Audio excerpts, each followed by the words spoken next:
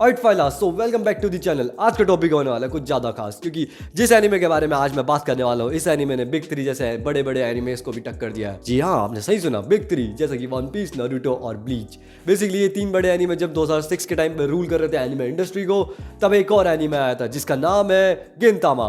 अब बेसिकली गिनतामा एक ऐसा एनिमे था जो फैंस को बहुत पसंद आया था उसकी यूनिकनेस के चक्कर में। बेसिकली उसकी यूनिकनेस क्या थी? उसकी कॉमेडी, जो कि गिनतामा बहुत अच्छे से करता है। बाकी ऐसा एनिमे शायद ही कोई कर पाए जैसे गिनतामा ने कॉमेडी करी। गिनतामा की जो कॉमेडी थी वो कुछ पैरोडीज और कुछ रियल लाइफ रेफरेंसेस को लेके थी कि वो कैसे बाकी चीज़ों का मजाक बनाती है और कैसे उसको हेल्दी वे में दिखाती है। और उसका मेन चीज़ उसका फोर्थ वॉल ब्रेक करती है। मैं अगर इसके फोर्थ वॉल की ब्रेक के बारे में बात करूँ तो ये बहुत हेल्दी वे में ब्रेक करती है। ऐसा नहीं कि ये जब मन चाहे कभी भी फोर्थ वॉल ब्रेक कर देती, नहीं। इनका एक सर्टेन टाइम ऑफ पीरियड होता है जहाँ पे वो फोर्थ वॉल ब्रेक करते हैं और ऐसा आपको फील होता है कि आप लिटरल उनसे बात कर रहे हो।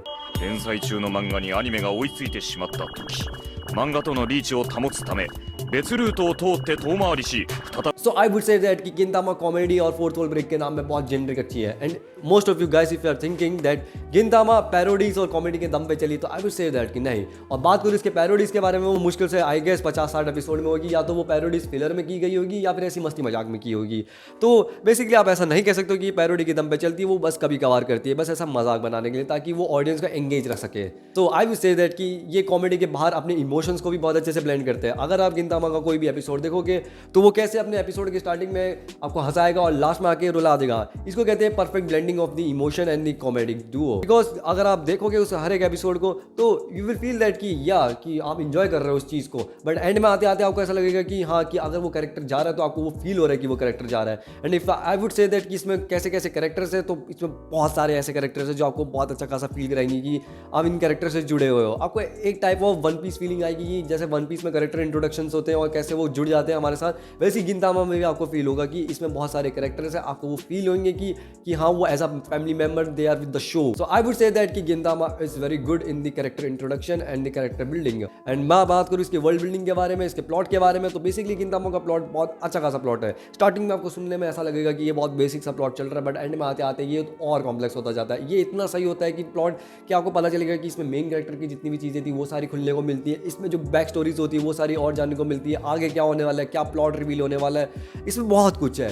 तो अगर आपको लगता है कि आपने ये एनीमे देख लिया है थोड़ा स्टार्टिंग में तो बेसिक सा फील हो रहा है, तो आई वुड से दैट कि नहीं, ये बेसिक सा नहीं है, उसके आगे भी बढ़कर और भी चीज़ें खोलता है।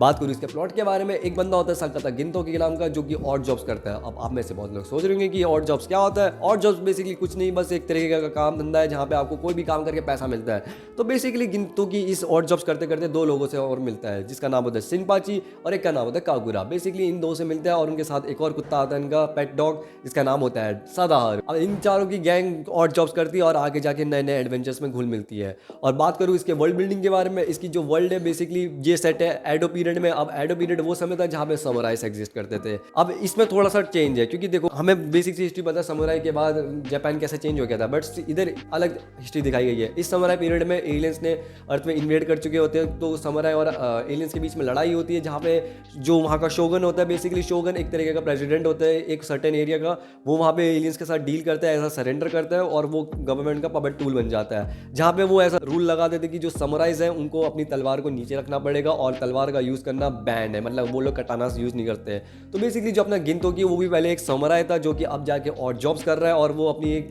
फेमस वुडन कटाना को यूज़ करता है। और इस वुडन कटाना के पीछे भी एक बैक स्टोरी है, जो कि आपको एक एपिसोड में पता चलेगी। मैं तो नहीं बताने वाला, बट अगर आप इस एनीमे को देखोगे तो आपको उसकी बैक स्टोरी पता चल जाएगी। आई वुड से दैट कि गिनतामा विद ऑल दैट बहुत अच्छा एनीमे, अपने कॉमेडिक चीज़ों को कैसे वो ब्लेंड करता है इमोशंस के साथ, कैसे वो अपने सीरियसनेस को भी बैलेंस करता है हर एक आर्क्स में। आई वुड से दैट कि ये हर जगह कॉमेडी नहीं फैलता है, जब माना कि इसके 90% of the things are comedy, but still Gintama is all about everything, कि जहाँ पे आपको हंसने को भी मिलेगा, रोने को भी मिलेगा, कुछ नया सीखने को भी मिलेगा, और इसमें कैरेक्टर्स बहुत अच्छे हैं। So with all that I will say you should watch the गिनतामा anime, and मैं इस वीडियो को यहीं एंड करता हूँ।